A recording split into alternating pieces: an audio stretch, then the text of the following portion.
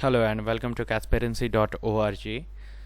हम इस वीडियो में दो इम्पॉर्टेंट चीज़ों के बारे में बात करेंगे जिसके पीछे बहुत सारा कन्फ्यूज़न है। पर मैं वीडियो स्टार्ट करूं उससे पहले एक रिस्क डिस्क्लोज़र। इन्वेस्टमेंट और ट्रेडिंग सबके लिए नहीं है और ये एक high risk high reward business है और मैं से भी रजिस्टर्ड नहीं हूँ, इसलिए इन्वेस्टमेंट से पहले आप अपने इंडिपेंडेंट फाइनेंशियल एडवाइज़र से कांटेक्ट कर लें। बाकी का रिस्क डिस्क्लेमर आप इसको पॉज करके पढ़ सकते हो, सारा ही इंपॉर्टेंट है। हम देखने जा रहे हैं टॉपिक्स क्या क्या इस वीडियो में कवर करने वाला हूँ मैं। तो पहले हम देखेंगे म्यूचुअल फंड में एसआईपी क्या होता है और आप अपने खुद के स्टॉक्स में एसआईपी कैसे कर सकते हैं।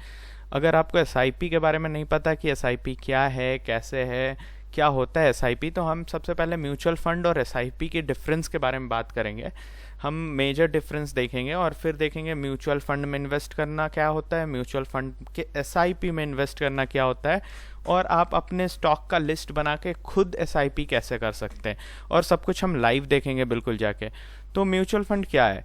म्यूचुअल फंड एक्चुअली एक व्हाट वी से एक इन्वेस्टर के पास आप अपने फंड देते, एक पूल ऑफ फंड्स होते हैं, जैसे आपके मेरे सबके फंड्स लेके हम एक प्रोफेशनल को देते हैं, हम एक फंड मैनेजर्स को देते हैं और वो फंड मैनेजर हमारे पैसों को स्टॉक मार्केट में लगाते हैं और फिर जो रिटर्न्स आते हैं उसमें से कुछ हिस्सा हमें भी मिलता है।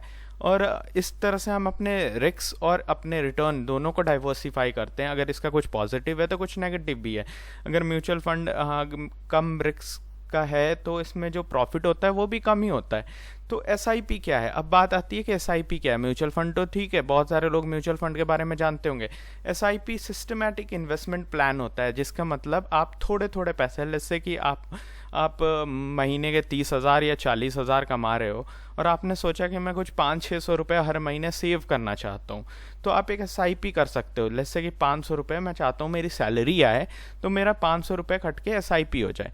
तो ये जो मेजर डिफरेंस है म्यूचुअल फंड और एसआईपी का वो यही है। एसआईपी मतलब सिस्टमैटिक इन्वेस्टमेंट प्लान, मतलब एक फिक्स डेट पे आप एक इन्वेस्टमेंट करते हैं। ये उन लोगों के लिए था जिनको एसआईपी और म्यूचुअल फंड नहीं पता था। अब म्यूचुअल फंड में भी एसआईपी होता है। जैसे कि आप एक फंड है, आईसीआईसीआई का फंड है, तो आप चाहते हो कि मैं हर महीने 100 रुपये और वी कैन से हर महीने में 500 रुपये इस म्यूचुअल फंड में डालना चाहता हूँ। आप इसको एसआईपी कर सकते हो और हर महीने आपके अकाउंट से 500 रुपये कटेगा और उसमें जाके डिपॉजिट हो जाएगा। तो एक तो ये वे है, इस वे से बहुत प्रॉफिटेबल तो नहीं है पर एक लॉन्ग टर्म इन्वेस्टमेंट के लिए बहुत सही है। ये होता है म्यूचुअल फंड का एसआईपी। और एक एसआईपी होता है जिसमें आपने खुद एक स्टॉक चूज़ किया और आप चाहते हो कि मैं सिस्टमैटिकली, मतलब हर महीने जब मेरी सैलरी आए तो मैं सिस्टमैटिकली इन्वेस्ट करूँ उन स्टॉक्स में। अभी हम आगे जाके देखेंगे कि हमें वो कैसे क्रिएट करना है। मुझे अब तक मैं ये एज्यूम कर रहा हूँ कि आपको म्यूचुअल फंड की एसआईपी, स्टॉक और स्टॉक की एसआईपी का डिफरेंस समझ में आ गया हो। हम इस पर्पस के लिए ज़ीरोदा का यूज़ करेंगे क्योंकि ज़ीरोदा का यूआई अच्छा है और मैं बहुत दिन से सारे एक्सपेरिमेंट्स ज़ीरोदा पे ही कर रहा हूँ। तो अगर आपके पास ज़ीरोदा का अकाउंट नहीं है तो लिंक डिस्क्रिप्शन में आप जाके वहाँ से देख सकते हैं। So let's see where we can get the data. ये वाला जो टॉपिक होगा वो नेक्स्ट होगा, तो जाके देखते हैं। ये है हमारा ज़ीरोदा का प्लेटफॉर्म। जब आप ज़ीरोदा पे आओगे आपके पास कुछ ऐसा प्लेटफॉर्म होगा। आपको यहाँ पे आके एसआईपी पे क्लिक करना है, ठीक है। फिर यहाँ आ जाओ, अब क्रिएट ए न्यू एसआईपी। अब एसआईपी का कोई एक नाम रख लेते हैं, लेट्स से एसआईपी इन्वेस्टमेंट। ये मैं बता रहा हूँ आपको स्टॉक्स में एसआईपी कैसे करना है, ठीक है। Okay, then create basket name. जैसे अभी हमें बास्केट क्रिएट नहीं करना है, एसआईपी पे जाना है, क्रिएट न्यू स्टॉक एसआईपी कर सकते हैं, स्टॉक एसआईपी। अब देखो आप ये यहाँ क्रिएट हो गया। अब मैं चाहता हूँ इनमें अपने फेवरेट स्टॉक से ऐड कर दूँ। आईसीआईसीआई, मैं चाहता हूँ आईसीआईसीआई बैंक में मैं एसआईपी करूँ। तो आपको यहाँ पे जाना है, ये जो ऑर्डर फॉर्म आ गया, आपको यहाँ लॉन्ग टर्म पे सिलेक्ट करना है, ठीक है। और ये मार्केट रहने देना है, इसको लिमिट नहीं करना है। तो मैं चाहता हूँ एक क्वांटिटी मैं आईसीआईसीआई का ख़रीदूँ हर महीने। फिर मैं चाहता हूँ एक क्वांटिटी टाटा मोटर्स का ख़रीदूँ, ये रहा टाटा मोटर्स। एक क्वांटिटी इसको भी हम लॉन्ग टर्म करेंगे, मार्केट ऑर्डर पर रहने देंगे, ऐड करेंगे। फिर मैं चाहता हूँ कि एक क्वांटिटी में फार्मा से ले लेते हैं, ऐसे मेरा पोर्टफोलियो डाइवर्सिफाई रहेगा। एक क्वांटिटी मैं फार्मा से ख़रीदूँ, फिर लेट्स से कि जैसे आप अपने पोर्टफोलियो को जितना डाइवर्सिफाई कर सकते हैं, जितने अलग अलग इंडस्ट्री से उठा सकते हैं, अलग अलग सेक्टर्स से उठा सकते हैं, जैसे एक बैंकिंग का हो गया, एक फाइनेंस का हो गया, आप वैसे ही और सारे स्टॉक्स ऐड कर सकते हैं, अपने फेवरेट स्टॉक्स। ठीक है, फंडामेंटल एनालिसिस करने के बाद आपको लगा इन स्टॉक्स में लॉन्ग टर्म इन्वेस्टमेंट किया जा सकता है, तो आप ऐसे एक लिस्ट बना सकते हैं। अब आपको एग्जीक्यूट नहीं करना, आपको बैक टू एसआईपी करना है। ठीक है, अब आप यहाँ स्टॉक एसआईपी कर सकते हो।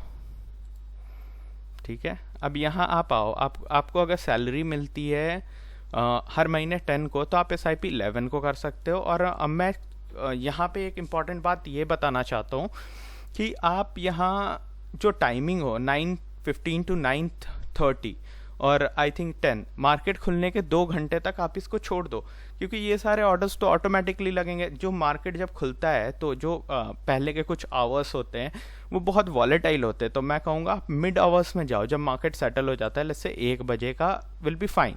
आप अपने हिसाब से, आप चाहो तो दिन का लगा लो, आप चाहो तो 3 बजे तक लगा लो। यहाँ देख लो 9:30 से लेके 3 बजे तक का आपके पास टाइमिंग है, तो आप मिड डे करो, क्योंकि इस टाइम मार्केट सेटल्ड होता है। ठीक है, अब यहाँ आप क्रिएट कर दो, देखो यहाँ आ गया स्टॉक एसआईपी एक्टिव। अब ये ऑटोमेटिकली आपके फंड से, आप जो ज़ीरोधा में फंड होगा उससे ये हर महीने इतना जितना मार्जिन का है, जितना टोटल मार्जिन है उतना डिडक्ट हो जाएगा। ठीक है, अब आप चाहो तो इसे पॉज कर सकते हो। लेट्स से कि आपने कहा कि मैं इस महीने एसआईपी नहीं करना चाहता, या फिर मैं कुछ 6 महीने तक एसआईपी नहीं करूँगा, आप इसको पॉज कर सकते हो। आप चाहो तो इसे रिज्यूम कर सकते हो, देख रहे हो यहाँ रिज्यूम पॉज। और मैं चाहता हूँ कि मैं डिलीट कर दूँ। ठीक है, तो यहाँ आओ, आप डिलीट कर सकते हो, डिलीट कर दिया। एसआईपी में आओ, आप यहाँ आके डिलीट कर दो। ओके, तो ये डिलीट हो गया एसआईपी। फिर आपको जब कहीं क्रिएट करना है आप यहाँ जा सकते हो। लेट्स से हम म्यूचुअल फंड में कैसे इन्वेस्ट करें अकॉर्डिंग टू ज़ीरोधा। ज़ीरोधा का अपना प्लेटफॉर्म है जिसका नाम कॉइन है। आप यहाँ लॉगिन पे क्लिक कर सकते हो, ये आपके ज़ीरोधा के अकाउंट से लॉगिन हो जाएगा। तो यहाँ जब आप आओगे ना, तो यहाँ देखोगे बहुत सारे म्यूचुअल फंड यहाँ लिस्टेड होंगे, एसआईपी एंड कंडीशन। तो देखो एसआईपी आप कर सकते हो, जैसे मैंने एक छोटा सा एसआईपी कर रखा है वीकली 100 रुपीज़ का। ठीक है, इन्फिनिटी तक इंस्टॉलमेंट इसकी इन्फिनिटी तक रख रखी है। मैं चाहूँ तो इसको पॉज कर सकता हूँ, मैं चाहूँ तो इसको डिलीट कर सकता हूँ। ठीक है, फिर यहाँ आके आप देख सकते हो कि कौन कौन से म्यूचुअल फंड या फिर बॉन्ड्स जहाँ आप इन्वेस्ट करना चाहते हो। Let's go for the mutual funds, coin dashboard.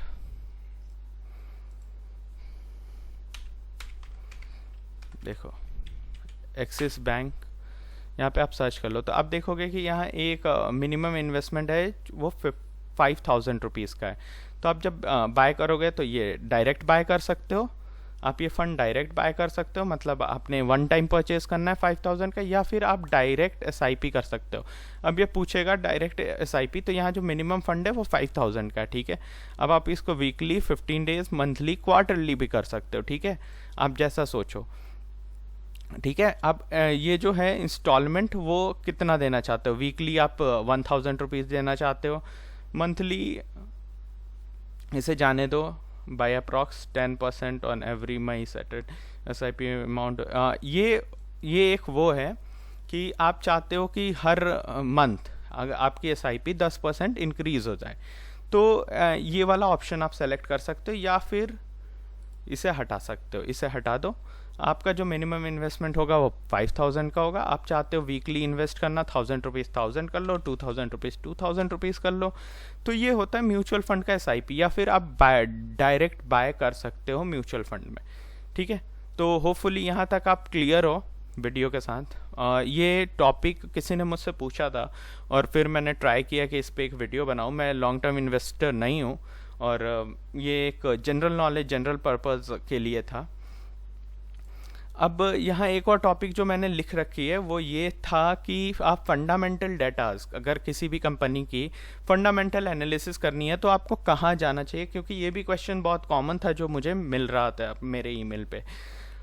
ये एक टोटली डिफरेंट टॉपिक है और इसके ऊपर मैं एक पूरा डेडिकेटेड वीडियो बना दूंगा। और वैसे भी मैं इन्वेस्टर नहीं हूँ, मैं एक डे ट्रेडर हूँ, तो इन्वेस्टमेंट के बारे में मैं बात करूँ उतना एक्सपीरियंस नहीं है मुझे। ये जो बेसिक चीज़ें थी वो मैंने बता दी, पर एक वेबसाइट है जो जो मैंने देखी थी और मैं चाहता हूँ शेयर करूँ, screener.in। यहाँ पे क्या है कि आप किसी भी कंपनी का आप यहाँ आके फंडामेंटल डेटाज देख सकते हो, analysis, peers, quarter, profit and loss.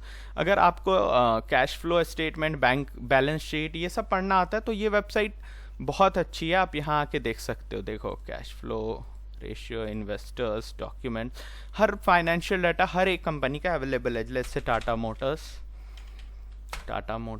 आप यहाँ आके देख सकते हो टाटा मोटर्स ने क्या किया, कैसे किया, बैलेंस शीट कैसा है। तो यहाँ सब कुछ वेल अरेंज्ड वे में आपको मिल जाएगा। तो ये एक छोटी सी वीडियो थी। SIP, mutual fund SIP, stock SIP में क्या होता है कि एक छोटा छोटा अमाउंट आप एक फिक्स टाइम पे दे रहे होते हो, तो कुछ ज़्यादा वो नहीं होता और एक लॉन्ग टर्म फंड बिल्ड हो जाता है। वैसे ही म्यूचुअल फंड के SIP है। अब स्टॉक SIP करना और म्यूचुअल SIP करना, अब स्टॉक SIP करना और म्यूचुअल SIP करना, दोनों में से बेस्ट क्या होगा? अगर आप रिस्क ले सकते हो तो आप स्टॉक में SIP करो, क्योंकि यहाँ जो भी रिटर्न्स मिलेगा, अगर कंपनी अच्छी है तो आपको रिटर्न्स बहुत अच्छे मिलने वाले हैं। अब म्यूचुअल फंड की SIP में रिटर्न्स थोड़े कम होते, क्योंकि वो फंड मैनेज कर रहा है, तो वो एक मिनिमम अमाउंट, लाइक उसका खुद का भी खर्चे हैं एंड कंपनीज के खर्चे हैं, ऑल दोस काटने के बाद जो आपको मिलता है वो कम मिलता है। और अगर आप स्टॉक्स में SIP करते हो तो आपका रिटर्न थोड़ा ज़्यादा होता है according to mutual fund. But बात वही है, अगर रिटर्न ज़्यादा है तो रिस्क भी ज़्यादा है। अगर आप रिस्क ले सकते हो तो आप अपना खुद का स्टॉक लिस्ट बना के SIP कर लो। अगर आप म्यूचुअल फंड में जाना चाहते हो, आप कम रिस्क के साथ खेलना चाहते हो, आपके लिए म्यूचुअल फंड बेस्ट है। अब म्यूचुअल फंड में इन्वेस्ट करने का दो वेज जो मैंने बताया, पहला वे था म्यूचुअल फंड का SIP कर लो और दूसरा वे था डायरेक्ट म्यूचुअल फंड खरीद लो। तो आप देख लो आपको जो बेस्ट सूट करे वो। मैंने तो दोनों वेज बता दिया, होपफुली आपको समझ भी आ गया और प्रैक्टिकली मैंने दिखा भी दिया कि कैसे स्टॉक का लिस्ट बना के आप इन्वेस्ट कर सकते हो। Thank you so much for watching, keep connected with Casperency. Have a good day and good night.